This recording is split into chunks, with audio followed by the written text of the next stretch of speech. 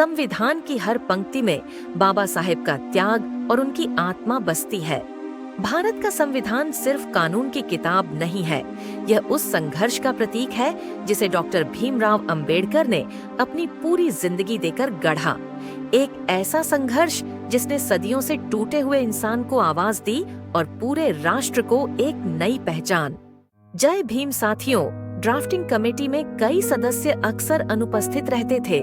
ऐसे में सारी जिम्मेदारी डॉक्टर अंबेडकर के कंधों पर आ जाती थी, लेकिन चुनौतियों से जूझना ही उनकी पहचान थी। उन्होंने अकेले ही इस बोझ को उठाया और भारत के संविधान को आकार दिया। आज भी जब संविधान के शिल्पकार के रूप में डॉक्टर अंबेडकर की भूमिका पर बहस छिड़ती है, तो सवाल उठते हैं, क्या यह कार्य उनका अकेले का था? क्या यह केवल सामूहिक प्रयास था?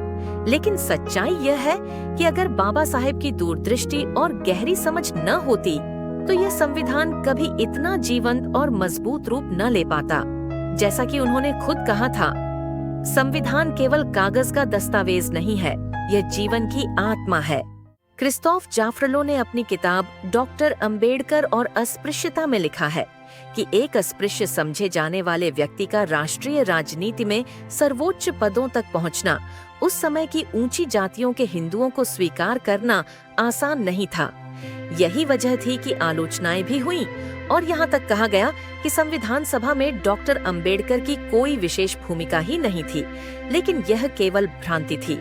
H.S. वर्मा और नीता वर्मा जैसे शोधकर्ताओं ने यह साफ किया कि संविधान सभा में उनका चयन उनकी प्रशासनिक क्षमता, राजनीतिक अनुभव और कानूनी पकड़ के कारण हुआ। 1946 की एक अहम बैठक इसका प्रमाण है। जब नेहरू ने उद्देश्यों की रूपरेखा रखी और जयकर ने मुस्लिम लीग की भागीदारी पर आपत्ति उठाई, तो डॉक्टर अंबेडकर ने नपे तुल्य शब्दों में ऐसा रास्ता सुझाया जिसने पूरे माहौल की दिशा ही बदल दी। उनकी बातों में कानून का संतुलन था, सोच में गहराई थी और वाणी में न्याय की गूंज। कांग्रेस के बड़े बड़े नेता भी उनकी विद्वता से प्रभावित हुए बिना नहीं रह सके। यही कारण था कि डॉक्टर भीमराव अंबेडकर को ड्राफ्टिंग कमेटी का अध्यक्ष चुना गया। ये केवल एक पद नहीं था, बल्कि उनके संघर्ष और ज्ञान को मिला सर्वोच्च सम्मान था। बाबा साहेब अक्सर कहते थे, शिक्षित बनो, संगठित रहो और संघर्ष करो, और उनका पूरा जीवन इसी एक पंक्ति का जीवंत उदाहरण है। ड्राफ्टिंग कमेटी का काम केवल अनुच्छेदों को जोड़ना नहीं था, बल्कि उन्हें इस तरह गढ़ना था कि संविधान आने वाली पीढ़ियों का मार्गदर्शन कर सके। यह आसान कार्य नहीं था, क्योंकि सैकड़ों अनुच्छेदों को एक सूत्र में पिरोकर उन्हें ऐसा दस्तावेज बनाना था जो हर भारतीय को समानता और न्याय का भरोसा दे। संविधान सभा के सामने कई बार मसौदे रखे गए। हर बार चर्चाओं का संचालन और नेतृत्व अक्सर ड्राफ्टिंग कमेटी के अध्यक्ष डॉक्टर भीमराव अंबेडकर ने ही किया। वह केवल ड्राफ्टिंग कमेटी तक सीमित नहीं थे। डॉक्टर अंबेडकर उन चंद सदस्यों में से थे जो एक से अधिक समितियों में सक्रिय थे, यानी वह संविधान के लगभग हर पहलू से जुड़े हुए थे। यही कारण था कि अल्पसंख्यकों के अधिकार जैसे अहम विषयों पर होने वाली बहसों पर भी वह नजदीकी नजर रखते थे। और सबसे बढ़कर ड्राफ्टिंग कमेटी के अध्यक्ष होने के कारण सभी समितियों से आने वाले प्रस्ताव अंततः उन्हीं तक पहुंचते थे। उनका कर्तव्य था कि इन अनुच्छेदों को व्यवस्थित करें और संविधान सभा के सामने स्पष्ट रूप में प्रस्तुत करें। इस काम में उनका साथ सचिव S.N. मुखर्जी ने दिया था। बाद में बाबा साहेब ने मुखर्जी को उदार शब्दों में श्रद्धांजलि भी दी, क्योंकि उन्होंने इस कठिन प्रक्रिया को आसान बनाने में महत्वपूर्ण योगदान दिया था। इन अनुच्छेदों को संविधान सभा के सामने रखने से पहले कई बार उनका स्पष्टीकरण भी जरूरी होता था। यह काम भी मुख्यतः डॉक्टर अंबेडकर के ही हिस्से में आता था। वह केवल एक विधिवेत्ता नहीं थे, बल्कि एक ऐसे नेता थे जो हर पंक्ति को गहराई से समझते और उसे जनता की नजर से परखते थे। ड्राफ्टिंग कमेटी की जिम्मेदारियों और चुनौतियों पर बाद में T.T. कृष्णमाचारी ने भी रोशनी डाली थी। नवंबर 1948 में संविधान सभा के सामने उन्होंने कहा था, संभवतः सदन जानता है कि ड्राफ्टिंग कमेटी के 7 सदस्यों में से एक ने इस्तीफा दे दिया, एक का निधन हो गया, एक सदस्य अमेरिका में थे, एक अन्य सरकारी मामलों में उलझे रहे और कुछ सदस्य दिल्ली से दूर थे, इसलिए काम में शामिल नहीं हो पाए। नतीजा यह हुआ कि इस संविधान को लिखने का सारा भार डॉक्टर अंबेडकर के ही कंधों पर आ पड़ा। मुझे इसमें कोई संदेह नहीं है कि हम सभी को उनका आभारी होना चाहिए कि उन्होंने इस जिम्मेदारी को इतने सराहनीय ढंग से निभाया। यह स्वीकारोक्ति केवल शब्द नहीं थी, यह उस हकीकत की गवाही थी कि जिस संविधान पर आज पूरा भारत गर्व करता है, उसका बोझ लगभग अकेले डॉक्टर अंबेडकर ने उठाया। और उन्होंने उसे सिर्फ उठाया ही नहीं, बल्कि उसे न्याय, समानता और आजादी की आत्मा से भर दिया। भारत के संविधान की रचना की प्रक्रिया लंबी और जटिल थी, लेकिन इस पूरे सफर में अगर कोई शख्स सबसे आगे नजर आया तो वह थे डॉक्टर भीमराव अंबेडकर थे। अगर कोई यह कहे कि वह संविधान के अकेले लेखक नहीं थे तो यह ठीक है, लेकिन यह भी उतना ही सच है कि पूरी प्रक्रिया में वह सबसे निर्णायक भूमिका निभा रहे थे। डॉक्टर अंबेडकर ने न केवल समितियों के प्रस्तावों में जरूरी बदलाव किए, बल्कि संविधान सभा के पूर्ण सत्रों में अंत तक उन प्रस्तावों के लिए लड़े। कई बार उन्हें सफलता नहीं मिली, उनकी बातों को नजरअंदाज भी किया गया, लेकिन उन्होंने हार नहीं मानी। वे हर नए प्रस्ताव पर बहस करते और बहसों को सही दिशा देने का काम करते रहे। यही उनकी जिजीविषा थी, आखिर तक संघर्ष करना। भारत का संविधान जिस रूप में हमारे सामने आया, उसमें डॉक्टर अंबेडकर की यही निरंतरता और साहस सबसे बड़ी वजह थी। शायद इसी कारण कुछ आलोचक उनसे खिन्न भी रहे। यहाँ तक कि उन पर यह आरोप भी लगाया गया कि गांधी जी के विचारों को किनारे करने के लिए वही जिम्मेदार थे। हालांकि यह सच केवल आधा था। डॉक्टर अंबेडकर किसी एक विचार या व्यक्ति से प्रभावित होकर निर्णय नहीं लेते थे। उनकी दृष्टि हमेशा न्याय और समानता पर टिकी रहती थी। बाबा साहेब की सोच साफ थी। वह उदार लोकतंत्र यानी लिबरल डेमोक्रेसी में विश्वास रखते थे। पश्चिम में पढ़ाई के दौरान उन्होंने जिस लोकतांत्रिक प्रणाली को देखा और समझा, उसी को उन्होंने भारत के संविधान में ढालने की कोशिश की। वे कट्टर वामपंथी विचारधारा के विरोधी थे। उनका मानना था कि अगर संविधान को शुरू से ही समाजवादी सांचे में ढाल दिया गया तो लोकतंत्र कमजोर हो जाएगा। उनके अनुसार यह जनता द्वारा चुनी गई सरकार का अधिकार होना चाहिए कि समाज की सर्वोत्तम संरचना कैसी हो। 19 नवंबर 1948 को संविधान सभा में बोलते हुए डॉक्टर अंबेडकर ने स्पष्ट कहा था, हमने इस संविधान में राजनीतिक लोकतंत्र इसलिए स्थापित किया है क्योंकि हम किसी भी समूह की स्थायी तानाशाही नहीं चाहते। यद्यपि हमने राजनीतिक लोकतंत्र की नींव रखी है, मगर हमारी यह भी कामना है कि आर्थिक लोकतंत्र हमारा आदर्श बने। आज हमारे सामने कई रास्ते हैं। कुछ लोग व्यक्तिवाद को सर्वोत्तम मानते हैं, कुछ समाजवादी ढांचे को और कुछ साम्यवाद को सबसे परिष्कृत रूप मानते हैं।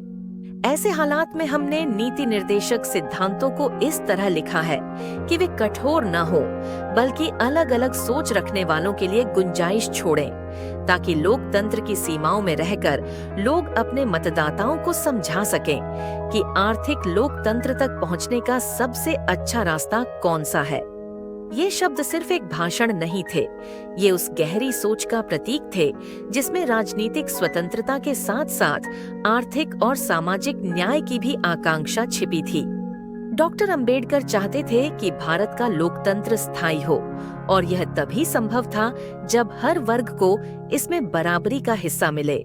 डॉक्टर भीमराव अंबेडकर का लोकतंत्र के प्रति विश्वास केवल कानून की किताब तक सीमित नहीं था, यह उनकी आत्मा का हिस्सा था। वह मानते थे कि संविधान ऐसा होना चाहिए जो हर भारतीय को बराबरी का हक दे और आने वाली पीढ़ियों के लिए न्याय की गारंटी बने। इसी सोच के साथ उन्होंने संविधान सभा में उस समय साहस दिखाया जब प्राकृतिक संसाधनों के राष्ट्रीयकरण से जुड़ा एक संशोधन प्रस्ताव लाया गया। बाबा साहेब ने इसका विरोध किया। उनका तर्क था कि इस तरह के कठोर संशोधन संविधान की आत्मा को बांध देंगे और जनता की स्वतंत्रता सीमित कर देंगे। यह प्रस्ताव कभी मतदान तक पहुंच ही नहीं पाया, और यही वह क्षण था जब सभी ने महसूस किया कि अब डॉक्टर अंबेडकर के पास केवल आधिकारिक नहीं बल्कि नैतिक शक्ति भी है, यह तय करने की कि कौन सा संशोधन आगे बढ़ेगा और कौन सा यहीं रुक जाएगा। उदार लोकतंत्र के प्रति उनका लगाव हर कदम पर दिखाई देता था। एक और महत्वपूर्ण अवसर तब आया जब उन्होंने कार्यपालिका और न्यायपालिका की शक्तियों के बीच कठोर विभाजन का समर्थन किया। आमतौर पर उनकी भूमिका केवल ड्राफ्टिंग कमेटी के पाठ का बचाव करना होती थी, लेकिन इस बार उन्होंने स्वयं फैल करके संशोधन प्रस्तावित किया। यह कोई साधारण घटना नहीं थी। सभा में कुछ प्रतिनिधियों ने आपत्ति जताई। उनका कहना था कि यदि राज्य पर बहुत सख्त कानूनी नियंत्रण होगा तो वह कमजोर हो जाएगा, लेकिन डॉक्टर अंबेडकर ने दृढ़ आवाज में उत्तर दिया, शक्तियों का बंटवारा राज्य को कमजोर नहीं करता बल्कि उसे न्यायपूर्ण और संतुलित बनाता है। इस बहस की गूंज इतनी थी कि प्रधानमंत्री नेहरू, जो अपने व्यस्त कार्यों के कारण बहुत कम समय निकाल पाते थे, उन्होंने भी इसमें हिस्सा लिया। वह समझते थे कि यह प्रस्ताव बाबा साहेब के लिए कितना महत्वपूर्ण है। अंततः यह संशोधन पारित हुआ और भारतीय संविधान के नीति निर्देशक सिद्धांतों में अनुच्छेद 50 के रूप में शामिल किया गया। यह अनुच्छेद आज भी लोकतंत्र की मजबूती का प्रतीक है। बाबा साहेब ने आगे चलकर ब्रिटिश शैली की न्यायिक व्यवस्था का भी बचाव किया। उनका मत था कि न्यायपालिका और कार्यपालिका की स्वतंत्रता लोकतंत्र के लिए प्राणवायु है, लेकिन इसका अर्थ यह नहीं था कि वह हर जगह बिखरी हुई शक्तियों के पक्षधर थे। उनकी दृष्टि स्पष्ट थी। भारत जैसे विशाल और विविधताओं से भरे देश के लिए एक मजबूत केंद्र अनिवार्य है। उन्होंने चेतावनी दी थी कि अगर राज्यों को अत्यधिक स्वायत्तता दे दी गई तो संविधान के कई प्रावधान केवल कागज पर ही रह जाएंगे। उदाहरण के तौर पर अस्पृश्यता को समाप्त करने वाला अनुच्छेद। अगर केंद्र मजबूत न हो तो कई प्रदेश इसे लागू करने से बच निकलेंगे और तब संविधान के आदर्श केवल शब्द बनकर रह जाएंगे। यही कारण था कि डॉक्टर भीमराव अंबेडकर एक ऐसे संविधान के पक्षधर बने जिसमें शक्तियों का संतुलन हो, न्यायपालिका स्वतंत्र हो और केंद्र मजबूत हो। उनके लिए यह सिर्फ तकनीकी या विधायी मुद्दा नहीं था, यह उनके जीवन भर के संघर्ष का परिणाम था। बाबा साहेब ने कहा था, मनुष्य की महानता उसके जन्म से नहीं, उसके कर्म से आंकी जाती है। और यह संविधान, जो आज भारत की सबसे बड़ी ताकत है, उनके कर्म और उनके संघर्ष की सबसे सशक्त पहचान है।